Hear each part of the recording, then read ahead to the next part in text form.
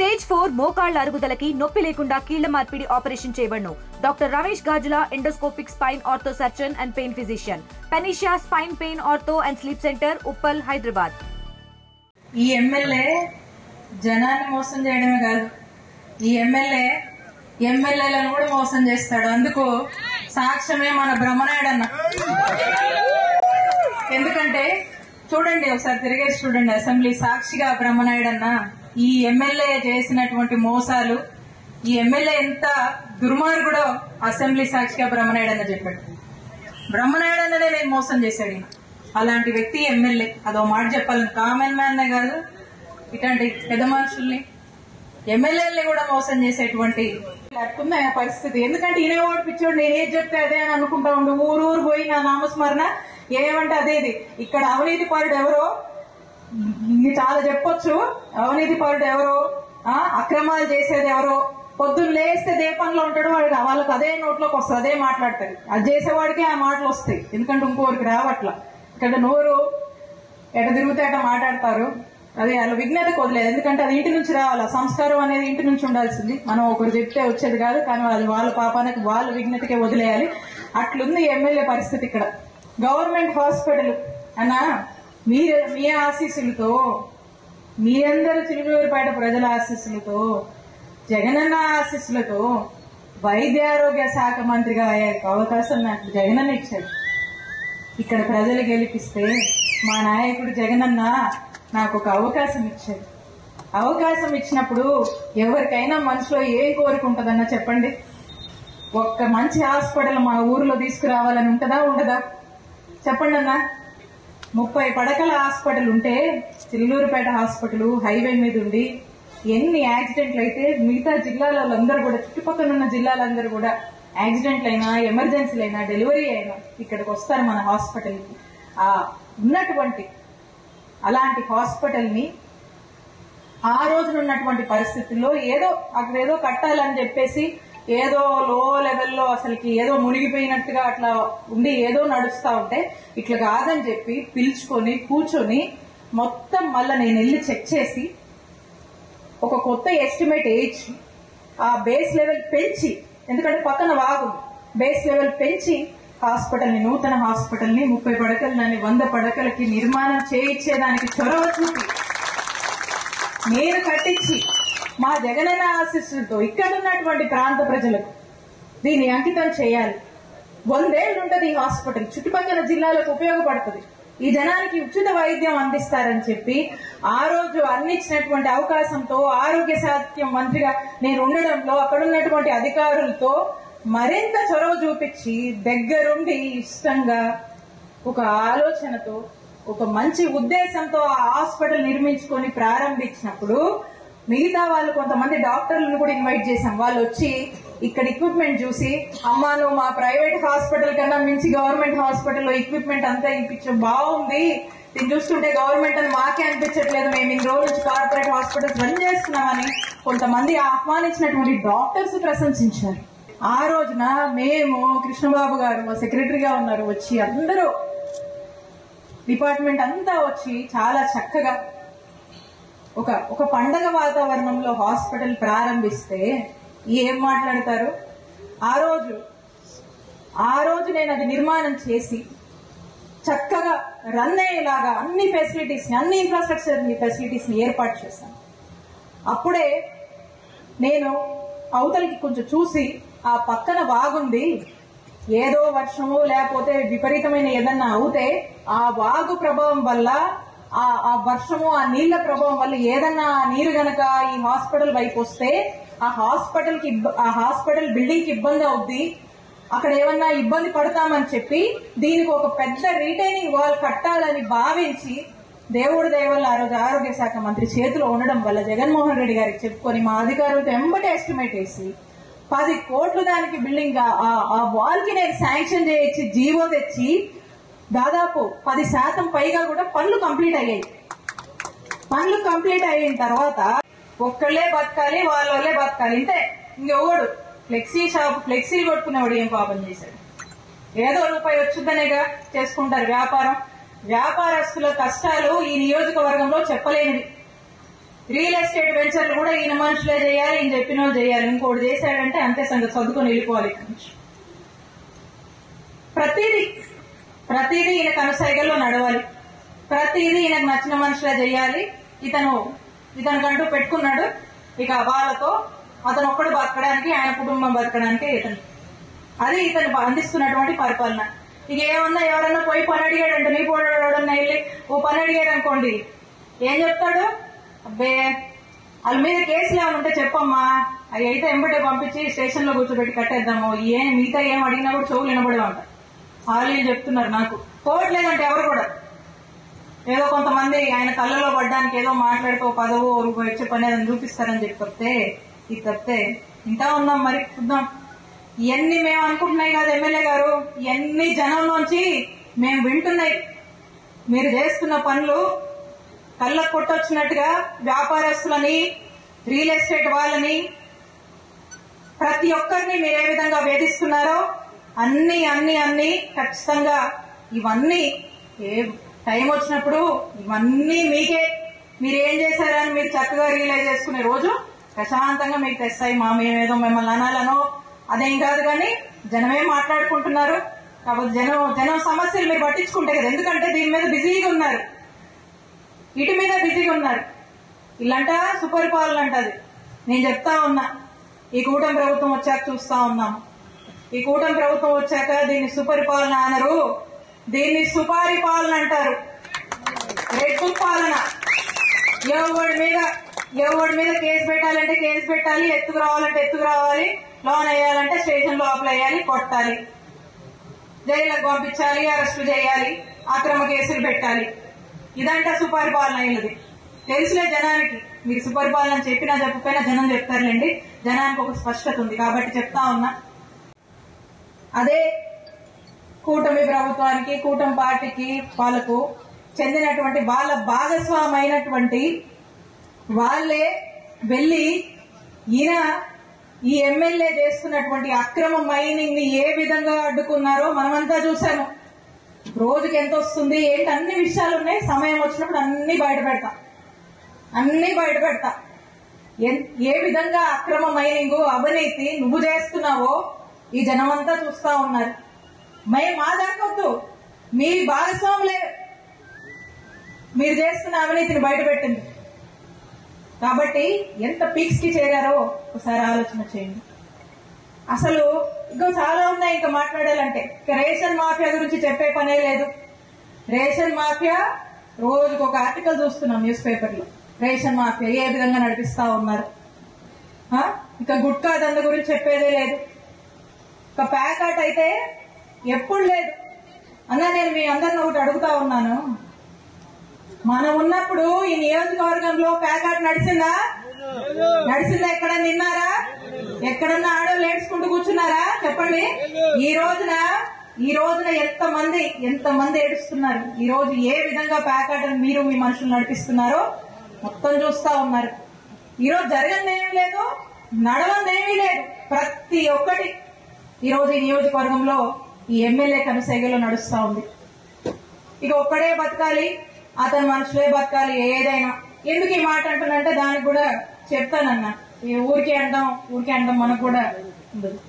రాత్రి ఈ ప్రోగ్రాం గురించి టౌన్ లో ఓ చోట ఫ్లెక్సీలు ఇచ్చామన్నా. సరే రాత్రి వచ్చి ఏర్పాట్లు చేసి మన పిల్లలంతా కూడా ఈ ఫ్లెక్సీలు కడదామంటే ఆ ఫ్లెక్సీలు తీసుకొని పోదామని పోతే ఆ ఫ్లెక్సీలు ప్రింట్ కొట్టిన అతన్ని మరి కమిషనర్ ఎంత ఖాళీగా ఉన్నాడు చూడండి. కమిషనర్ వెళ్ళి ఎందుకు కొట్టావని చెప్పి ఆ ఫ్లెక్సీలు ప్రింట్ షాప్ దగ్గరికి వెళ్ళి అతన్ని బెదిరిస్తాడు. అతన్ని బెదిరించి అక్కడ దాకా అవుద్ది. ఆ నెక్స్ట్ ఈ సీఐ గారు తీసుకొస్తాడు. ఆయన్ని తీసుకొచ్చి స్టేషన్ లో కూర్చోబెట్టాడు. వైసీపీ వాళ్ళ ఫ్లెక్సీలు ప్రింట్ చేస్తావా నువ్వని చెప్పి. ఇక మిగతా ఫ్లెక్స్ షాప్ వాళ్ళందరికీ ఫోన్లు చేస్తారు. టీడీపీ వాళ్ళ ఫ్లెక్సీలు తప్పితే వైసీపీ వాళ్ళవి కట్టొద్దు, కొట్టొద్దు, ఇవ్వద్దు, అసలుకి తీసుకోవద్దు, తీసుకుంటే మీ షాపు ఇక అంతే, మీ షాప్ ఉండదు ఇక అని రాత్రి ఆ ఫ్లెక్సీ షాప్ అతను తీసుకొచ్చి స్టేషన్ లో కూర్చోబెట్టారు. నేను తప్పు మాట్లాడితే తీయమనండి, సీసీటీవీ ఫుటేజ్ తీయమనండి పోలీస్ స్టేషన్ లో, టౌన్ స్టేషన్ లో. పొగాకు రైతులు ఏ రోజున రోడ్ ఎక్కారా? జగనన్న హయాంలో ఎక్కారా? ఆ సంగతి చెప్పమనండి. అసలు వాళ్ళకి ఏం చేస్తారో, ఏం న్యాయం చేస్తారో చేయమని. రైతుల ఆత్మహత్య జరిగినాయి మన నియోజకవర్గంలో. కనీసం ఆలకించాడా, పలకరించాడా ఆ కుటుంబాలని? అవి పట్టవు. ఎందుకంటే అవన్నీ మంచి పనులు, అవి జనానికి మంచి చేయకూడదు. దురాలోచనలు, అక్రమ ఆలోచనలు, అక్రమ పనులు, అవినీతి, పొద్దున్న లేస్తే ఎక్కడ డబ్బులు వస్తాయి ఏంటనే దాని మీద తప్పితే ఎవరి మీద కేసు పెట్టాలి, ఎక్కడ డబ్బులు వస్తాయి, ఈ రెండే, ఇంకోటి లేదు. అలాంటి ఆలోచనలతో ముందుకు వెళ్తున్నాడు ఎమ్మెల్యే. ఖచ్చితంగా కాలమే మీ రూపంలో, ప్రజల రూపంలో సమాధానం చెప్పుద్ది అని తెలియజేసుకుంటూ మీ అందరికీ ఒకటే చెప్తా ఉన్నానన్నా, రానున్నది జగనన్న ప్రభుత్వం. ఒక్క మాట నేను స్పష్టం చేయాలనుకుంటున్నాను. కొంత అనుకున్నారు, జగనన్న మాటల్లో స్పష్టంగా చెప్తా ఉన్నారు. జగనన్న మాటల్లో స్పష్టంగా చెప్తా ఉన్నారు, రేపు నేను అధికారంలోకి వస్తే, రేపు జగనన్న అధికారంలోకి వస్తే, రేపు వైఎస్ఆర్ కాంగ్రెస్ పార్టీలోకి వస్తే,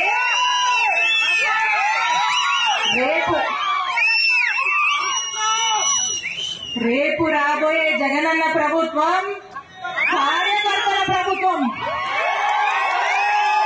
రేపు రాబోయే జగనన్న ప్రభుత్వం వైఎస్ఆర్ కాంగ్రెస్ పార్టీ జెండా పట్టుకొని కష్టపడ్డటువంటి నాయకుల ప్రభుత్వం. రేపు రానున్న ప్రభుత్వంలో వైఎస్ఆర్ కాంగ్రెస్ పార్టీ నాయకులు, కార్యకర్తలచే ప్రజలకు మంచి చేసే ప్రభుత్వం రేపు రానున్న జగనన్న ప్రభుత్వం. ఎంతో మంది మహిళలు ఎదురు చూస్తున్నారు. సమయం వచ్చినప్పుడు ఈ కూటమి ప్రభుత్వానికి బుద్ధి చెప్పడానికి ప్రజలు సిద్ధంగా ఉన్నారు. వీళ్ళ పాపాలు, వీళ్ళ అవినీతి, వీళ్ళ అక్రమాలు, వీళ్ళ వేధింపులు పండే రోజులు తొందరలోనే వస్తాయని తెలియజేసుకుంటూ ఒక్క చిన్న మాట, కాస్త ఐ ఇన్ఫెక్షన్ వచ్చింది నాకు. ఈ ఐ ఇన్ఫెక్షన్ వచ్చేసరికి దాంతో పాటు వైరల్ ఫీవర్ వచ్చింది. మరి ఐస్ కి ఇన్ఫెక్షన్ వచ్చేసరికి కాస్త ఇది ఒకరి నుంచి ఒకరికి వస్తుంది. ఆ పిల్లలకి కూడా వచ్చింది, అట్లా వచ్చింది. దానివల్ల నేను కొంత ఈ బయటికి కాస్త డస్ట్ ఉండొద్దని నేను ఇంట్లోనే ఉన్నా. దానికి కూడా రకరకాల ప్రచారాలు పెట్టారండి వీళ్ళు. దానికి కూడా ఐ ఇన్ఫెక్షన్ వచ్చినా, జ్వరం వచ్చినా కూడా ప్రచారాలే. అట్లా ఉన్నారు. అంటే ఎందుకో మరి అంత భయం వాళ్ళకి, నేనంటే నాకు అర్థం కాదు. నేనన్నా భయం, ఈడ వైఎస్ఆర్ కాంగ్రెస్ పార్టీ సభ పెట్టుకుంటే భయం, ర్యాలీ పెట్టుకుంటే భయం, ఎంఆర్ఓ ఆఫీస్ లో రిప్రజెంటేషన్ ఇస్తే భయం, రజనమ్మ బయటకు వచ్చినా భయం, కారులో ఈ నియోజకవర్గంలో తిరిగినా భయమే. అంత భయం ఎందుకో నాకు అర్థం కాదు. కానీ నేను చెప్తా ఉన్నా, ఇక్కడ ఉన్నటువంటి మా వాళ్ళంతా, వాళ్ళ ప్రేమే నా బలం, వాళ్ళ ప్రేమే నా బలం, వాళ్ళ ఆశీస్సులే నా ధైర్యం. తిరుగుతాను ఖచ్చితంగా. మీరెన్ని కేసులు పెట్టినా, ఏం చేసినా తిరుగుతాను ఖచ్చితంగా. నా నిజాయితీయే నా బలం అని చెప్తా ఉన్నాను ఈ ఎమ్మెల్యేకి. నువ్వు వాగినంత మాత్రాన ఈ జనానికి తెలియదనుకోకు. నీ నోరట్ట వాళ్ళు పనిచేస్తుంది, ఏం చేస్తాము? నీ నోరట్ట తిరుగుతుంది, ఏం చేస్తాము? ఇంకెందుకు మాట్లాడాలి నీ గురించి? అది నీకు నిర్విఘ్నతకు వదిలేయాలి. కానీ నా నిజాయితీ బలం. నువ్వు మాట్లాడుతావు కదా అవినీతి అని, నీది నిలువునా అవినీతి నీకు తెలుసు. నువ్వు చేసావు, నువ్వు చేస్తున్నావు. నేను కాదు, రజనమ్మ కాదు. రజనమ్మ నిజాయితీయే రజనమ్మ బలం. అదే ఈ నియోజకవర్గంలో నిలబెడుతుంది అని మరొకసారి తెలియజేసుకుంటా ఉన్నాను.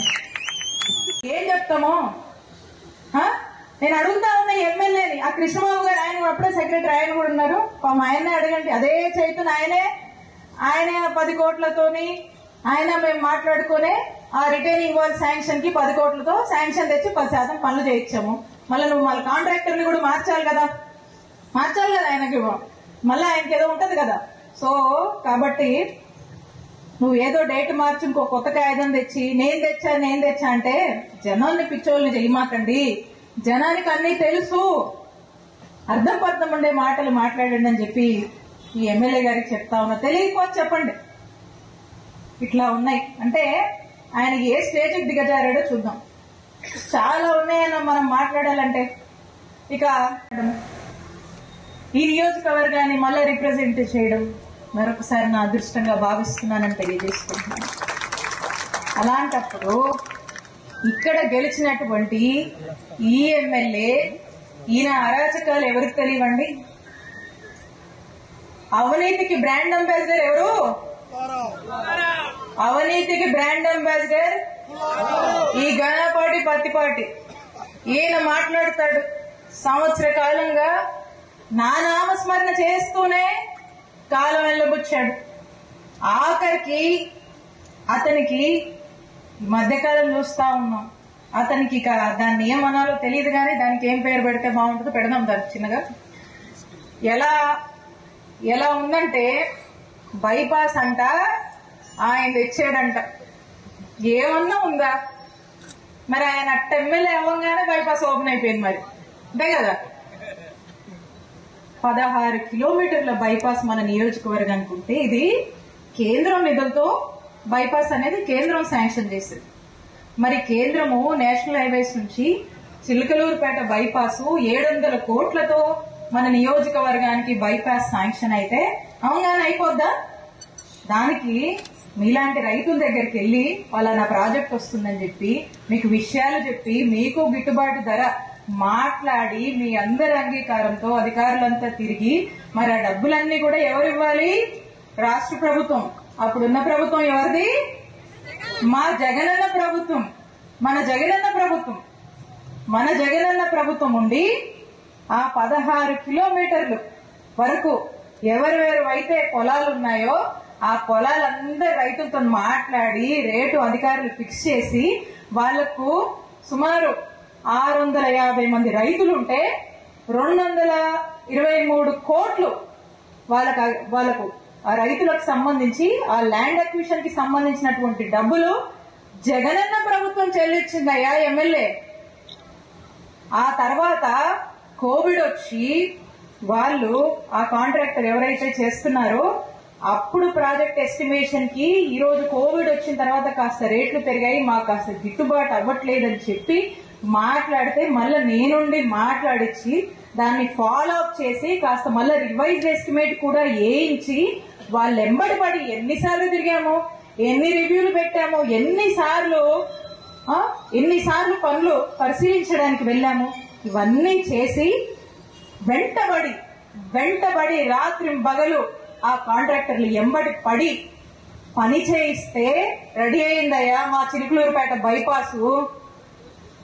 మా దురదృష్టం బైపాస్ రోడ్ అంతా ఏర్పాటైంది, ఎన్నికల కోడ్ వచ్చింది. అప్పటికీ కోవిడ్ నుంచి ఎంటబడతానే ఉన్నా. పెద్ద పని కదా. మా దురదృష్టం ఇంకంతే. ఎన్నికల కోడ్ వచ్చింది, ఓపెన్ చేయ తవుల. ఇక హైవేస్ వాళ్ళు ఈ ఎన్నికలు ఈ కోడ్ అంతా అయిపోయాక వాళ్ళు ఒక రోజు ప్రారంభించారు. చక్కగా ఇప్పుడు అందరూ మీ ఊరు నుంచే వెళ్తున్నాము, బైపాస్ చాలా చక్కగా చేయించారు అంటే మన జగనన్న హయాంలోనే చేయించుకోగలిగామని చెప్తే చాలా సంతోషం. ఇక్కడ నుంచి ఆ నెల్లూరు పోయే వాళ్ళు, ఒంగోలు పోయే వాళ్ళు, కడప దాకా పోయే వాళ్ళు, చెన్నై పోయే వాళ్ళు కూడా చాలా మంది మా ఎమ్మెల్యే ఫ్రెండ్స్ ఎవరైతే ఉన్నారో చెప్తా ఉంటారు, నువ్వు టౌన్ లో కాస్త ట్రాఫిక్ ఉండేదమ్మాయి, ఇప్పుడు కాస్త ప్రశాంతంగా వెళ్ళిపోతా ఉన్నాం, ఇప్పుడు మీ ఊరు సెంటర్ లో అటు నుంచి వెళ్తున్నాం, కన్వీనియంట్ గా ఉందని చెప్పి అంటా ఉంటారు. బాగా చేయించావని అంటా ఉంటారు. ఇప్పుడు దీన్నంట ఈ ఎమ్మెల్యే చేయించాడంట. దాంట్లో కూడా ఇందాక ఎవరో చూపిస్తా ఉన్నారు, నాకు పేపర్ ఏదో చూపిస్తా ఉన్నారు, ఫస్ట్ పెట్టుకున్నాడని చెప్పి నేను అదే చూసి అంటా ఉన్నాను. ఈ ఎమ్మెల్యే పరిస్థితి ఎట్ట దిగజారిపోయాడంటే ఈయన ఎట్ట దిగజారిపోయాడంటే వదిలిపెడితే ఈయనే జనం పిచ్చోళ్లేమో అని చెప్పి ఆ రైతు భరోసా కేంద్రాలు, ఆరోగ్య కేంద్రాలు, సచివాలయాలు కూడా నేనే తెచ్చాను. నా మరిది మీద పెట్టావు, జర్నీలో ఉంటాడు, నా మరిది ఆయన మీద పెట్టాడు, ఇంకో మరిది గోపి మీద పెట్టి 4 రోజులు జైల్లో వేశావు. నన్ను ఎదుర్కోలేక అందరి మీద పెట్టి చివరికి నా మీద కూడా పెట్టి నన్ను వేధించావు.